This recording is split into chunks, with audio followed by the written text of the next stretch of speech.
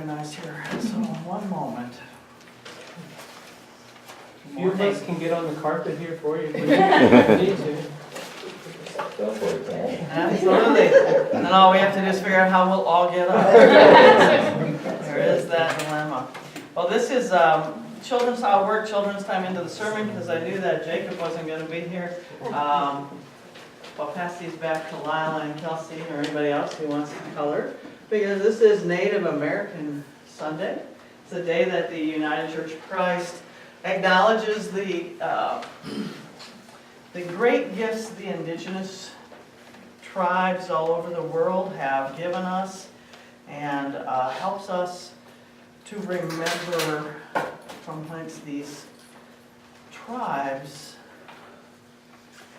came and how they look at the world. So let us hear our New Testament reading, the story that helps us to hear yet again the next appearing of Jesus after the resurrection, and reinforces our sacrament of communion.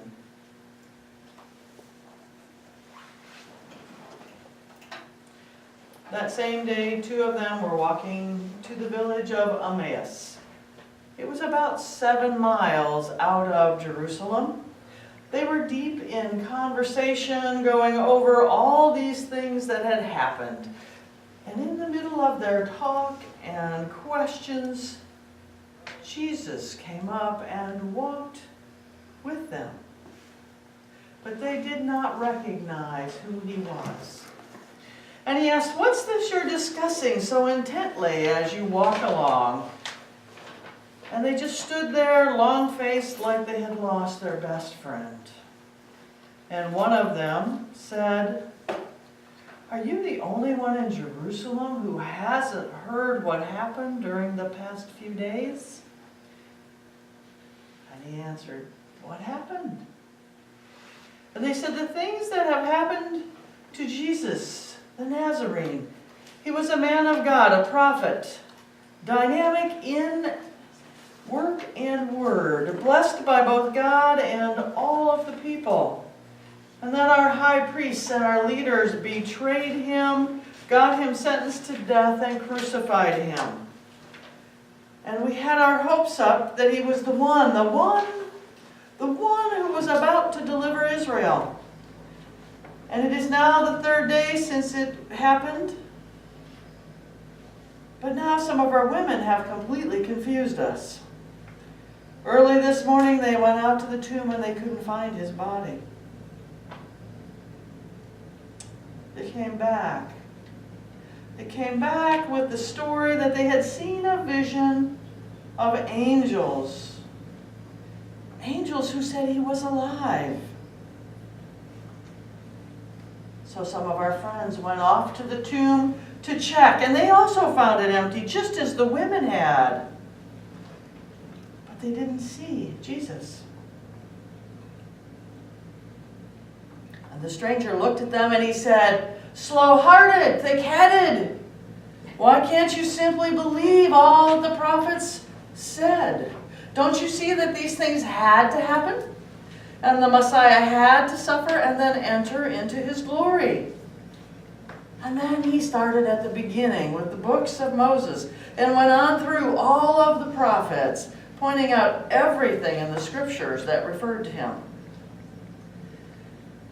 And they came to the edge of the village. And he acted as if he were going on, but they pressed him. "Stay and have supper with us. It's nearly evening and the day is done." And so he went with them. And he sat at the table with them. And taking the bread, he blessed and he broke it. And he gave it to them. And at that very moment, open-eyed, wide-eyed, they recognized him. But then he disappeared. And back and forth they talked. Didn't we feel the fire as he conversed with us on the road? As he opened up the scriptures for us? Didn't we feel the fire? May we bless those words and that story to our hearts and to our minds. For the disciples, it was in that practice, that familiar practice with Jesus, that practice we call today communion,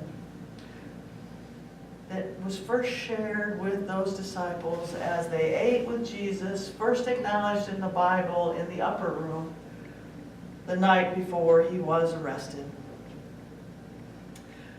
But it is these believers gathered together in a community, and they suddenly recognize in their midst the Messiah. You know, we talk about communion as the time when we as a community get closest to that possible peak at heaven.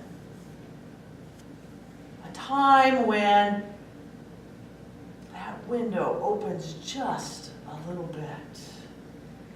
It's one of two sacraments in the United Church of Christ. It means thanksgiving. When we say communion or Eucharist, it means thanksgiving. We get to hear and touch and taste and receive something that reminds us of the grace that God revealed to us through Jesus Christ and in other unique ways. It's a joyous act of thanksgiving for all that God has done for us and is doing for us and will do for us. It's a sacred memorial to the risen Christ. It's an earnest prayer for that window to open and the Holy Spirit to join us in our community. It is one of the most intimate experiences of fellowship that we have in the church. And it is for the United Church of Christ a hopeful sign, a sign that we will be able to be living in a creation and a community that will be marked by the justice and the love and the peace that we practice.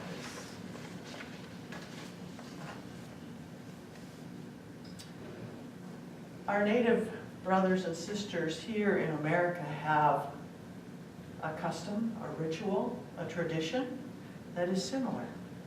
It's called the pipe ceremony. Thanks to all those good Western movies, we would call it the peace pipe. But it is just simply called the pipe ceremony.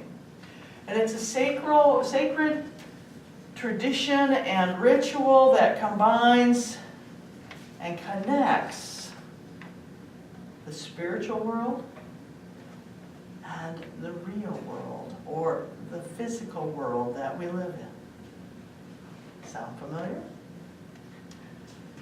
The pipe is the link between the earth and the sky. Nothing is more sacred. The pipe becomes part of all that there is and brings it into the ritual circle space of this community. The fire in the pipe is the same as the fire in the sun, which is the source of all life. And the reason why tobacco is used is that it connects the two worlds. The plant's roots go deep into the earth, and its smoke rises into the heavens.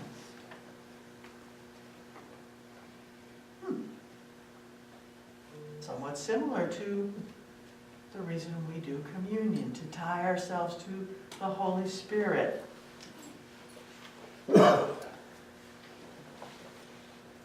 A way, a tradition, a ritual to help us better understand what our place is in the cosmos.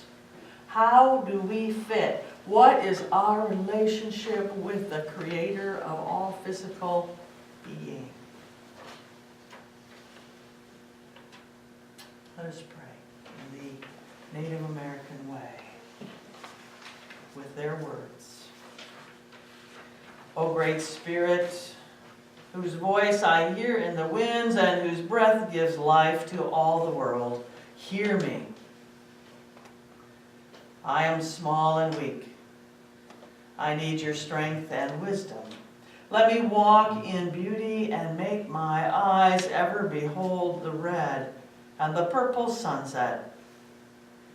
Make my hands respect the things you have made and my ears sharp to hear your voice. Make me wise so that I may understand the things that you have taught my people. Let me learn the lessons you have hidden in every leaf and rock. I seek strength, not to be greater than my brother or sister, but to fight my greatest enemy, myself. Make me always ready to come to you with clean hands and straight eyes. So when life fades as the fading sunset, my spirit may come to you without shame. Oh.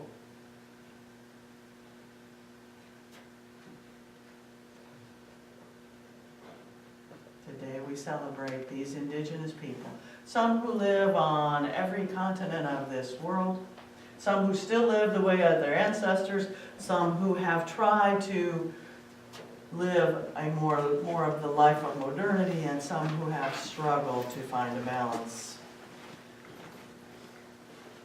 Their stories provide so many explanations of our lives and of the cosmos we live in. And I will share the stories as best I can interpret them this morning. For I am not trained. I am merely a white Caucasian with a little bit of American Indian, who is not trained, but who can share the stories, not with the spirituality of the American Indians, but so that we might hear them and understand they too hold many of the same beliefs that we do. Oh. They have a creation story like we do. We have Genesis. We believe in the 7 days that it took to create the world, however you count the 7 days and however that happened. But we have that story in Genesis that helps us remember, and some of it repeated in Deuteronomy. The Indians have a story as well. There was another world before this one. But the people of that world did not behave themselves, and displeased, the Great Spirit set out to make a new world. He sang several songs to bring rain, which poured stronger with each song. And as he sang the fourth song, the earth split apart and water gushed up through the huge cracks, causing a flood. And by the time the rain had stopped, all of the people and nearly all of the animals had drowned. Only Kangi, the crow, survived. So Kangi pleaded with the Great Spirit to make him a new place to rest. And so the Great Spirit decided that the time had come to make a new world. So from his huge pipe bag, which contained all types of animals and birds, the Great Spirit selected 4 animals known for their ability to remain underwater for a long time. And he sent each in turn to retrieve a lump of mud beneath the floodwaters. First, the loon dove deep into the dark waters, but it was unable to reach the bottom. And Patan, the otter, even with his strong webbed feet, could not reach the mud. And next, the Kapay, the beaver, used its large flat tail to propel itself deep under the water, but it too brought nothing back. And finally, the Great Spirit took the 4th, the Kia, or turtle, from his pipe bag and urged him to bring back some mud. And turtles stayed under the water for so long and everyone was sure Turtle had drowned. And then with a splash, Turtle broke the surface, mud filled its feet and its claws and the cracks between its upper and lower shells. And singing, the Great Spirit shaped the earth and mud of in his hands and spread it on the water where it was just big enough for himself and the crow. And then he shook 2 long eagle feathers over the mud until the earth became wide and varied and overcame the waters. Feeling sadness, though, for this dry land, the Great Spirit cried tears that became oceans and streams and lakes. And he named the new land Turtle Continent in honor of the turtle which had provided the mud that formed this land. And the Great Spirit took many animals and many birds from his great pipe bag, and he spread them across this earth. From red and white and black and yellow earth, he made men and women. And the Great Spirit gave the people his sacred pipe and told them to live by it. And he warned them about the fate of the people that had gone before them.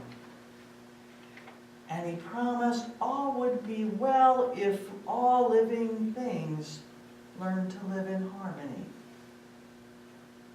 But the world would be destroyed again if they made it bad and ugly. Oh. Not so different from our Genesis story. I think it's fascinating that the water plays such a role. The water of rebirth.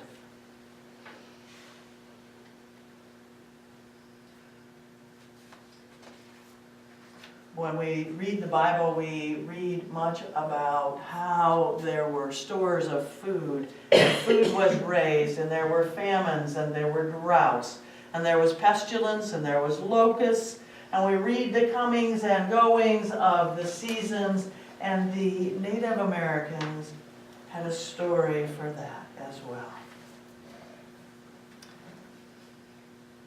A long time ago, giants lived on the earth. They were so strong that they were not afraid of anything, and when they stopped giving smoke to the gods of the east and the west and the north and the south of the 4 directions, Nasaro looked down upon them and was angry. I made the giants too strong, Nasaro said. I will not keep them. They think they are like me. I shall destroy them by covering the earth with water, but I will save the ordinary people. And so he sent the animals to lead the ordinary people to a cave so large that all the animals and people could live there together. And he sealed up the cave and he flooded the earth so that all the giants drowned. And to remind himself that there were people underground, he planted corn in the sky. And as soon as the corn ripened, he took an ear from the field and turned it into a woman. And she was called Mother Corn. You must go down to earth, he said, and bring my people out from under the ground and lead them to the place where the sun sets, for their home shall be in the west.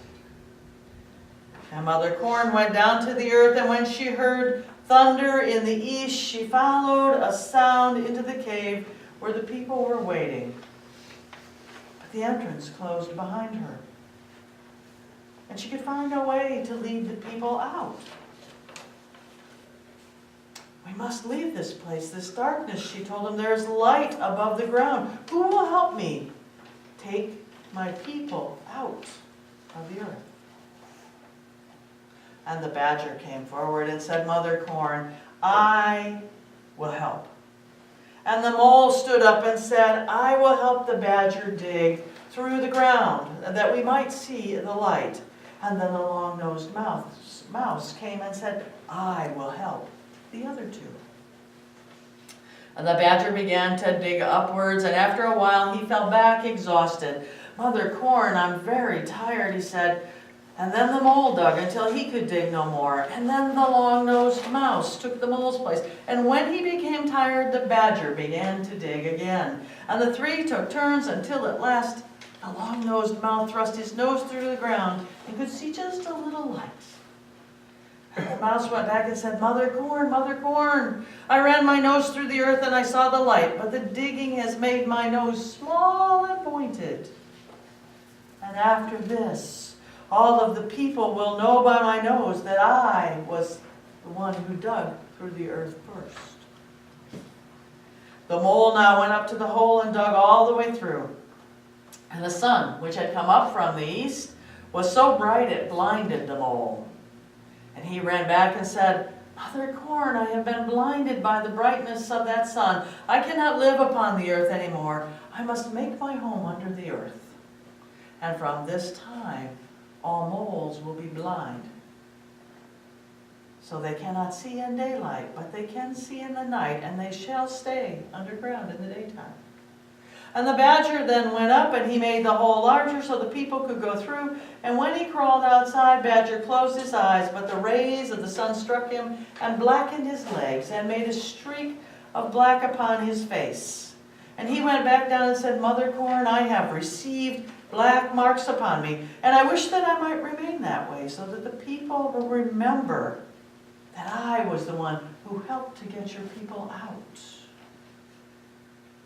Very well, said Mother Corn, let it be as you say. She then led the way out, and the people rejoiced that they were now upon the open land. And while they were standing in the sunshine, Mother Corn said, my people, we will now journey westward toward the place where the sun sets.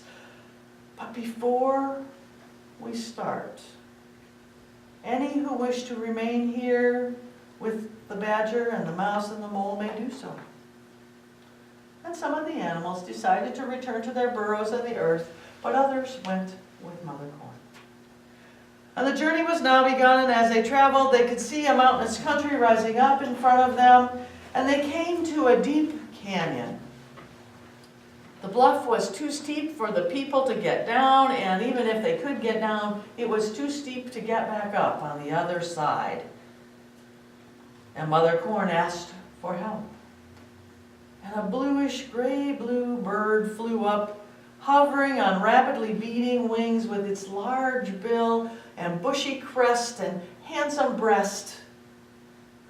The kingfisher said, Mother Corn, I will be the one who will point out the way for you. And the kingfisher flew to the other side of the canyon and with its beak pecked repeatedly at the bank until the earth began to crumble and fall into the chasm.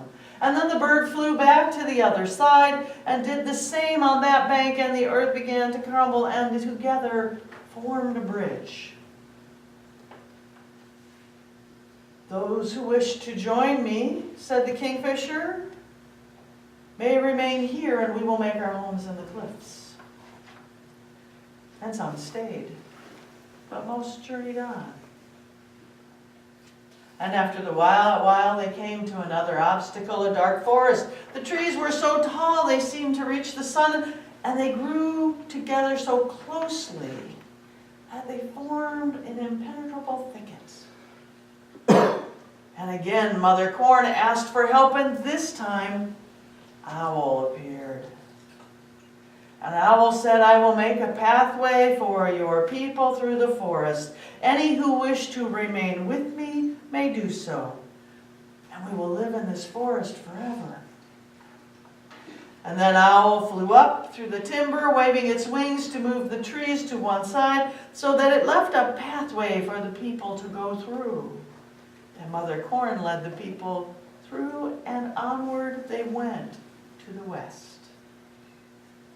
And as they journeyed on through the country, they came to a big lake. The water was too deep and too wide to cross, and the people talked of turning back. But they could not do this, for Nasura had ordered Mother Corn to lead them always toward the west. And Mother Corn asked for help. And a water bird with a black head and a checkered back came and stood in front of Mother Corn and said, I am the loon, and I will make a pathway for you in this water. I shall help. Let the people stop crying. Mother Corn looked at the loon and said, make a pathway for us, and some of the people will remain here with you. And the loon flew and jumped into the lake, moving so swiftly that it parted the waters. And when it came out to the other side of the lake, it left a pathway behind. And Mother Corn led the people across to the dry land, but some stayed and became loons, and the others journeyed on. And at last they came to a level place beside a river, and Mother Corn told them to build a village there. Now you shall have my corn to plant, she said, so that you will be eating of it, and you will grow, and you will multiply. And after they built a village and they planted corn, Mother Corn returned to the upper world. But the people had no rules and no chiefs and no medicine men to advise them, and soon they were spending all their time playing games. And the first game they played was with the shinny ball, in which they divided sides and used curved sticks to knock at the ball through the other's goal. Modern lacrosse. Nasura was displeased with the activities of his people. And he and Mother Corn came back down to earth and told them that they must have a chief, and they must have some medicine men, and they must learn how to live. And so they taught the people how to choose a chief through the tests of bravery and wisdom. Mother Corn taught them songs and ceremonies. And after they had chosen a chief, Nasoro gave the chief his name. And then he taught the medicine men the secrets of magic. And he showed them how to make pipes for offering smoke to the gods of 4 directions. And when all of this was done, Nasura went away toward the setting sun to prepare a place for new villages. Mother Corn led the people in his tracks across the plains and streams of this country, and Nasura began to plant roots and herbs for the medicine men. And on the first day that they came into this country, Mother Corn told them to offer smoke to the gods in the heavens and to the animal gods. And while they were doing this, a dog came running into camp crying, and he accused Mother Corn of doing wrong by going away and leaving him behind. I came from the sun, he cried, and the sun god is so angry because I was left behind that he is sending a whirlwind to scatter the people. Mother Corn called on the dog to save the people by appeasing the whirlwind, only by giving up my freedom. The dog replied, can I do this? No longer can I hunt alone like my brother the wolf, or roam free like the coyote. I shall always be dependent upon people. But when the whirlwind came spinning and roaring across the land, the dog did stand between it and the people. And I shall always remain with the people, he shouted to the whirlwind. I shall be a guardian for them and all of their belongings. And in the rich earth beside the river, the people planted their corn. And then Mother Corn said, I shall turn into a cedar tree to remind you that I am Mother Corn, who gave you your life. It was I, Mother Corn, who brought you from the east. I must become a cedar tree to be with you. And on the right side of the trees will be placed a stone to remind you of Nasaro, who brought order and wisdom to you as people. And the next morning, a cedar tree, full grown, stood in front of the lodges of the people, and beside it was a huge stone.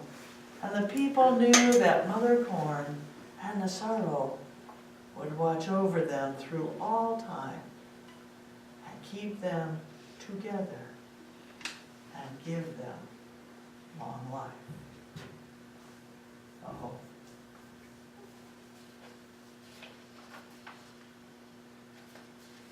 I'll save you from spring and winter, how's that? Summer and winter. And I'll take you to the seven thunders. The thing I find fascinating about Mother Corn's story is the parallels with our own stories, with our own writings in the Bible, of weather issues, the parting of waters, the challenges of just being people and being orderly and responsible.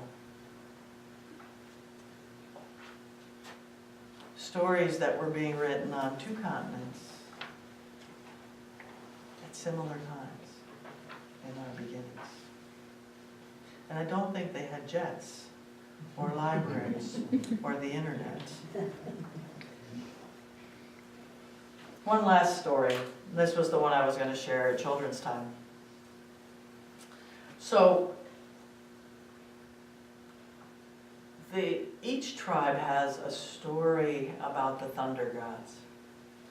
And the thunder god is called Hinan.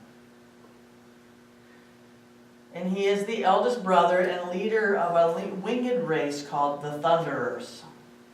They're magical beings who live in the sky, and they're the ones that cause thunder and lightning, especially in the spring. And yes, they can be dangerous. But they are there in the belief of the American Indians to protect us, to warn us of coming weather, and to bring the rain and the water that we need. They are there to protect us from the winged serpent called Onanar, because Onanar would make sure we didn't get the rains we needed.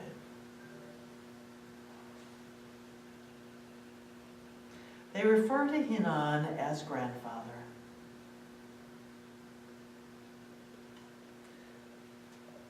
So let me begin. And this isn't as long as the corn story. The Kaya Yuga refer to the seven thunders as Ukisat, Hagiquis, Tentenaktor, Hajawi, Tayez. Grandparents from the sunset, coming, sounding their voices. Think about the thunder as it rolls in. Grandparents, people who love us and care for us. Grandparents from the sunset, coming, sounding their voices. Coming from the west, from the sunset, sounding their voices. The Kaya Yuga, by the way, anybody want to guess? Ohio. Ohio. Cayuga County, they were a Midwestern Indian tribe.